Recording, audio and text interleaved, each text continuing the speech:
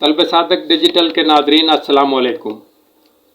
Nadreen, आज मैं आपको MS वर्ड में नई फ़ाइल खोलने के 3 तरीके और फ़ाइल क्लोज़ करने के 3 तरीके बताऊंगा। इस वक्त जो आपके सामने फ़ाइल आपको नज़र आ रही है, इसका नाम है डॉक्यूमेंट 1। और ये बात आपको पता है कि MS वर्ड खोलते ही एक नई फ़ाइल आपके सामने आ जाती है। इसके बाद अगर आपको नई फ़ाइल की ज़रूरत पड़े तो उसके 3 तरीके हैं। उसका पहला तरीका ये होगा, आप ऑफिस बटन क्लिक करेंगे, न्यू पर क्लिक करेंगे, ब्लैंक डॉक्यूमेंट, और फिर आप क्रिएट पर क्लिक करेंगे तो अब आपके सामने एक नई फ़ाइल खुल गई। यानी इस वक्त आपके सामने जो खुला हुआ है वो डॉक्यूमेंट 2 है।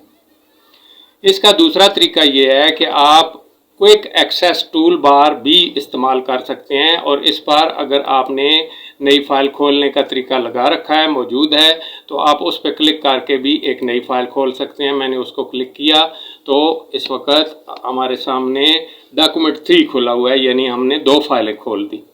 तीसरा तरीका इसका एक शॉर्ट कमांड है और वो है Ctrl+N। Ctrl+N के ज़रिए हम नई फ़ाइल खोल लेते हैं। तो इस वक्त मैंने एक और नई फ़ाइल खोल ली और ये डॉक्यूमेंट 4 है। अब 3 फाइलें खोलने के बाद मैं अब आपको ये फ़ाइलें क्लोज़ करने के भी 3 अलग अलग तरीके बताऊंगा। उसमें सबसे पहला तरीका, जो अच्छा तरीका है, वो है ऑफिस बटन और इसके बाद क्लोज़ का button. Office button plus close, आप इसको अगर लिखेंगे तो इस तरह लिखेंगे, ऑफिस बटन प्लस क्लोज़। एक फ़ाइल डॉक्यूमेंट 4 बंद हो चुका है। इसी तरह अब मैं दूसरे तरीके से दूसरी फ़ाइल क्लोज़ करने लगा हूँ, और वो तरीका है एक शॉर्ट कमांड Ctrl+F4।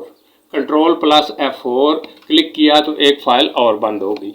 अब मैं आपको तीसरे तरीके से तीसरी फ़ाइल बंद करने का तरीका बताने लगा हूँ। वो है Ctrl+W, मैंने क्लिक किया तो भी फ़ाइल बंद होगी। मैंने आपको 3 तरीक़ों से नई फ़ाइल खोलने और 3 तरीक़ों से नई फ़ाइल बंद करने का तरीका बताया।